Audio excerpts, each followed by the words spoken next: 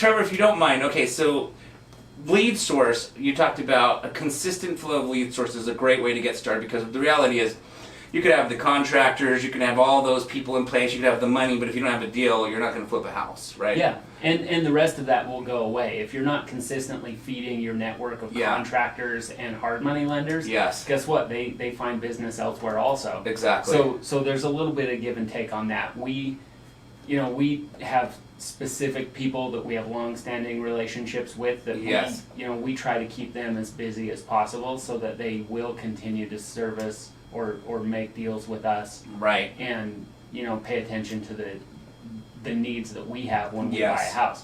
But in the last 5 years, I've never gone to Josh. Okay, I've never gone to Josh and had him say, "Oh, I'm out of money. We can't buy that one." Right. So as a buyer, not that our funds are unlimited, but if we're making good decisions and there's an opportunity in a project, we have the ability to fund it. Yeah. So right now, this week, I have 2 houses that we're buying. Oh, sorry, today's Wednesday. Today's Wednesday. Yeah. I'm sorry. Yeah. We're normally here on a Saturday. That's right. Okay. So I have 2 houses in the next 2 weeks that we're funding, and one of those, our purchase price is $230,000. Oh, nice. And the other one is I want to say 245. Gotcha. And they're fairly close together. They're both in West Valley. Okay. Right at this moment, we own property from Orem, a few in Salt Lake County. Davis County has been big for about the last 18 months to 2 years for us, and then I have one in Washington Terrace, and I think that's the furthest one north. Got it. That we have right now. And looking at I took a picture of my whiteboard before I left, and I have 12 projects on this board that we're actively working on. Wow. So, those are all in different stages. A couple of those we haven't started work on because my seller still lives there. Yeah. So for listeners, if you are considering a sale of your house, I usually come out, I'll talk to you about what your needs are first. Yeah. Because I need to know what I need to give to you before you'll decide to sell me your house. I need to fulfill enough of your needs to make it worth it for you to give me an opportunity to work on your house and be profitable later on. Right. So I have 2 houses right now that I purchased the house, we own them, but my seller still lives there because specifically they're waiting for their next home to be available to move into. One of them is building a home, and the other one I'm searching for a house with them right now. Yes. So I bought their house, I already own it, but as a real estate agent, I'm now helping them find a replacement property with the agreement that they're welcome to stay in now my house until we find them a comfortable place to go. But the cool part is now they have the cash to do it, where before they just didn't feel like they were ready. Right. So that's an opportunity that we help people with all the time. They want to make a move, they feel like they're stuck, they don't know where to begin, they don't want to start spending money remodeling their house, and that's a solution that I can give. And as long as we feel comfortable with the numbers and you are happy with the amount of cash equity you're getting out of the house, I mean, we can start shopping in the next couple of days instead of a couple of months from now when you get ready to sell your house. Yeah, absolutely. You know what else I love about you, Trevor? I mean, I love a lot of things about you, but do you know what else specifically? Why don't you tell me, Yoshi? Yes. Trevor, guys, just so you know, is a super honest gentleman, and he has a lot of integrity, and I say this because he will share, he's talking about sharing the best options with sellers. And oftentimes the best option for a seller isn't Trevor buying the house. And he will tell sellers that. Rather than going in there and making them feel like they need to sell it to him so he can go out and make a profit. What I love, because I do the same. I actually met with a family yesterday. I went to a house in Rose Park, sat down with them, and I told them, I said, honestly guys, I think based off of what you've just shared with me, if I was you, if you were my parents, they were a little older, if you were my parents, I probably wouldn't even sell it. And here's what I would do, because they entertained the opportunity of keeping it as a rental, but they didn't know if that was a good option. And they've had that property so long, their mortgage payment is so low, it's like under $900, and it could rent for like $1,700-1,800. And with the appreciation values, I said, if I was you, I'd probably just keep this, because you've got a great interest rate at a great low payment.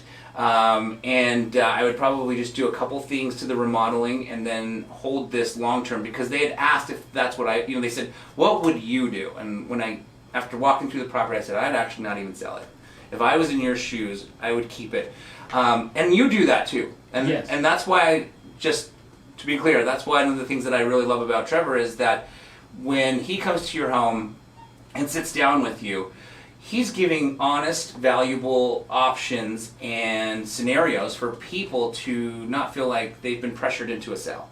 So I think it's awesome, which is why I think you get so much business. Well, and I want to go to a closing table with a seller who's happy and excited about the change and the opportunity to move on from something that's been a headache, if it's been a headache. Right. So along the lines of what you just talked about, I had a seller that I met with yesterday. Okay.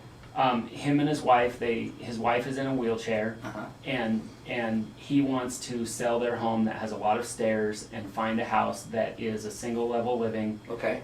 Maybe not even with any stairs to get in the front door.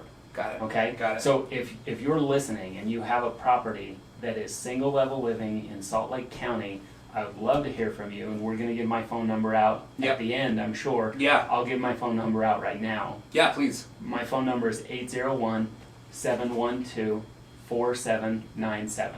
That's 801-712-4797. So this gentleman and his wife, they need a single level living house. And his situation is such that the current home that they live in is completely paid off. It's very nice inside. I mean, if I were going to buy it, I would spend less than $10,000 just primping it up and maybe doing a few small updates. Got it. But it's in great condition. And in today's market, that house will sell. Yeah. There's such high demand and low inventory on the market that I told him that I thought we could sell his property for somewhere between $350 and $375, and he kind of looked at me and he said, Trevor, I might believe you on the low end of that, but I'm just not sure. Yeah. And I said, hold on, let's really look at this. And I flipped over on the MLS on my phone and I showed him around his house, not even comparable to his house, but around his home in the city of West Jordan for 1.5 miles, there were 2 houses for sale. Oh, geez, and the lowest price sale was $415,000. This was yesterday. Wow. Okay. Yeah. So do I think I can sell a 2,200 square foot house with a 2-car garage that is in good to excellent condition for $375 in today's market? Yeah. Absolutely. Right. The problem is then he'll be homeless. Right. Okay. Right. So I'm enough of a realist and I'm empathetic enough for his situation that I can tell him, listen, I'm probably not your buyer because I would have to have a much larger profit margin to buy your house myself. Right.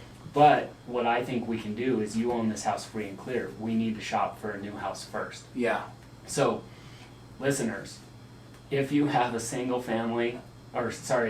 level living home in Salt Lake County, I would love to talk with you. Yes, with a ramp. Yeah, and we can buy it immediately, and then we'll sell his house afterward. Right. Okay. Yeah. And at that point, I'm acting as a real estate agent. Yeah. So I'll work, which is normal to sell someone's house as a real estate agent. Yeah. There's no risk in an opportunity like that for me, as far as I'm not purchasing it to flip it. So there's no risk as a real estate agent. Right. But even to other investors, my recommendation is, as an investor, if you are living and working in the business of real estate, I think that you are selling yourself short if you aren't licensed. Yeah. Because then you don't have the opportunity to help somebody that has that specific need. Right. I can help him sell his house. I can, and I'm good at it. Right? Yes. Yeah. Okay? Absolutely. So I'll throw this out here real quick. I have, a lot of friends in my neighborhood, and I know people that I live around, but I had 2 neighbors recently. One of them sold their home for sale by owner. Okay. And he did it very, very fast. I think the second person that came over bought his house. Oh, God. And he got what he felt was a very high price in the mid 400s for his home. Okay. The other friend of mine, she listed her house, and I talked to her about options, and she chose to go with a minimum service brokerage. Uh-huh. Okay, that's a company that puts it up online for you. They put it on the MLS, but you're really acting as a for sale by owner yourself. Right. You know, they help you get all the documents and the contract in place, but that's it. They Yeah. don't give you advice, and they don't negotiate. Right. Okay? So those two people, they just barely sold their house, and one got $5,000 more than the other. And Yeah. you know, they were very happy. They told me how fast their house sold and how much money they got, and I'm genuinely pleased and happy for them. Yes. Okay? My third friend, Yeah. we listed their house in my neighborhood. I suppose if you looked me up on the MLS, you could figure this out because it's under contract right now. But, you know, we listed their house high enough to cover all of my agency commissions. Yeah. Okay, so the Equity Real Estate is my brokerage. Yeah. You know, we charged her a listing commission and a fee, you know, our Yeah. listing agreement. So we listed with a price high enough to pay for all of those commissions, and then also have her net the same amount that our other two friends made. Yeah. Right? Right. Well, we listed the house last week. In fact, it was a week ago today. And we had 15 people come through the house the first day. Wow. 13 people come through the house the next day. By the end of the weekend, we had 4 offers on the home, and we ended up selling the house for $15,000 higher Oh, that's fantastic. than Yeah. than our listing price, which Right. was already $20,000 higher than the previous 2 sales. Right. And this is the thing, because of so much competition, Yeah. our buyer has agreed to waive their appraisal contingency. Oh, wow. Which means the purchase price being $15,000 Yeah. higher than our list price. Yeah. There is so much demand in our market that the buyer has said, we don't even care if it appraises that high, we will pay you that much. Yeah. Yeah. And you know, that's the benefit, not solely of having an agent. Right. You know, because Right. we do negotiate Exactly. and tell people what we want. But that is the benefit of marketing. Yeah. That's the benefit of marketing, competition, and Yeah. professional advice. Right. Absolutely. Absolutely. Very cool stuff. Okay, so we're going to take a commercial break, but when we come back, I'm going to ask Trevor what a day in the life of Trevor Thompson looks like. And it's not as crazy as you would probably think if you watch those shows, right? Like, I mean, that show last night as I walked past, the house had fallen over, as I told you on HGTV or whatever, and they make it seem like these people's lives are just chaos, right? Chaotic, and you know in real life, these people are probably not there swinging the hammer, lifting up the house that just fell, throwing in a dumpster, probably scripted. Unless the camera's on. Then they are. Unless the camera's on, yeah. All right, action. Oh gosh, I gotta lift this board. All right, here we go. So it's actually not as crazy and hectic as you may think, and so I'm curious to hear. I kind of actually already know what a day in the life of Trevor looks like because we used to office together. Yeah, we shared an office together. Yes, yes. So stay tuned. We will be right back.